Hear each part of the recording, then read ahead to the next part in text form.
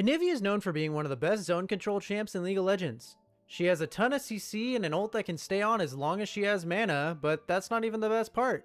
She can create a massive wall that just makes it impossible for some champs to even get near her. Her passive is one of the few resurrection abilities in the game. When her passive is up, if she takes lethal damage, she'll transform into an egg, which if not destroyed, she will come back to life. Her Q launches a large ball of ice that slows and then stuns upon reactivation. Her E throws a shard of ice that deals additional damage if they were recently hit by her ult or Q. Anivia's ult is a large circular blizzard that infinitely deals damage and slows anyone inside of it. Now for Anivia's bread and butter ability, her W. She summons a large crystal wall that no one can pass through without a dash or a teleport. Most people play Anivia mid lane and run Electrocute with a lot of survivability and burn damage, but I think her W is way too broken to not abuse, so we're gonna build her more like this. Tristana decided LeBlanc stepped up a bit too far, so she jumped in on her, which resulted in us getting our first kill bot lane. Karma was too deep in the lane, and I knew I couldn't just let her get away for free. I just had to wait for my Q to come off cooldown, and then once I hit that, my E dealt additional damage, I hit a couple more autos, and got the second kill in lane.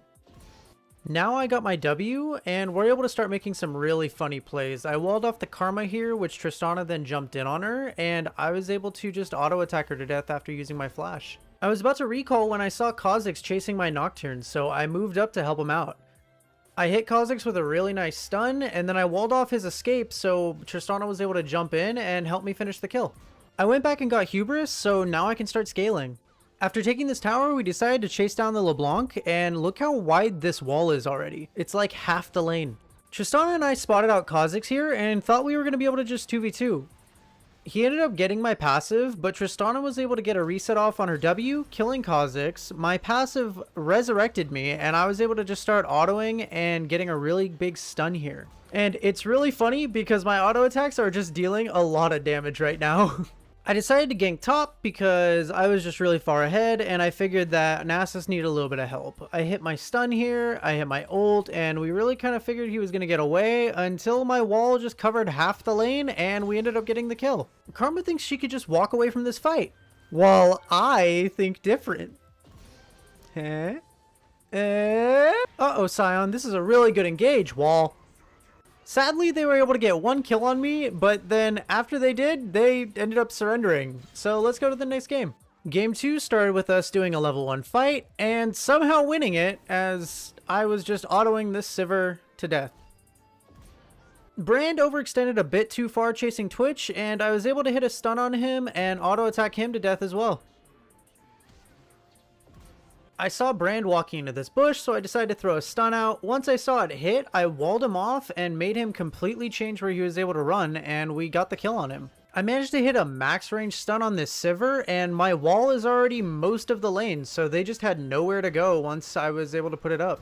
I saw Warwick starting drag, so I decided to move up to help out. I walled Sivir off from the rest of the team. I hit a stun and an ult on Darius, which helped us whittle him down enough to be able to kill him before we were able to get the smite off on drag. Nothing else important really happened after this fight, if I'm being completely honest.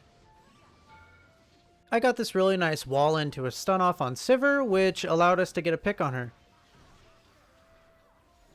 My Twitch decided he wanted to do a really funky play and flash past the Brand and just start attacking Sivir when suddenly a wild Darius appeared. I tried getting out by putting my wall up, but he ended up just being able to run at me after I got stunned by Brand and I died. Darius randomly showed up again while we were pushing bot lane. I ended up hitting a slow and forcing him to flash. He ended up killing Twitch. He hit his Q on me, getting all of his passive stacks on me, but then I just walled off the entire lane and walked away. I hit another massive wall on Sivir, but she was able to spell shield my stun, to which then I just started auto-attacking her to death. She was able to trade 1 for 1, but I got another stack on my Hubris. We realized Darius and Brand were on our blue, so I walled them off from being able to escape, and we got a pick on Brand. It took a little bit longer, but we were able to chase down the Darius and get him too. A really big teamfight was about to break out, so I flash walled, and we were able to get a pick on the Sivir.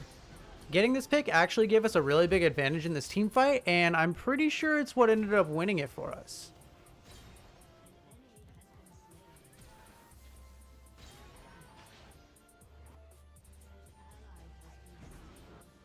Another teamfight broke out, and I was able to wall off the entire enemy jungle behind blue buff. This let us get a pick on Sivir again, and we ended up killing Darius. Getting both these kills let us secure this next Drake. I saw Zoe land a really nice bubble on this brand, so I started moving forward so I would be able to wall him off. We ended up killing Brand, but this Sivir ended up being really strong and killed Zoe, got my passive, and killed Twitch, but she ended up dying. After that unfortunate trade, we ended up taking the Baron here, and another team fight broke out.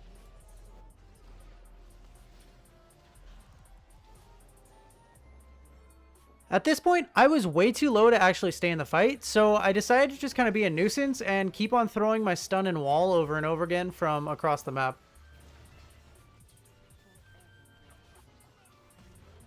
We ended up losing this team fight, but we were kind of fine because Zoe and I were still alive and we were able to just clear waves.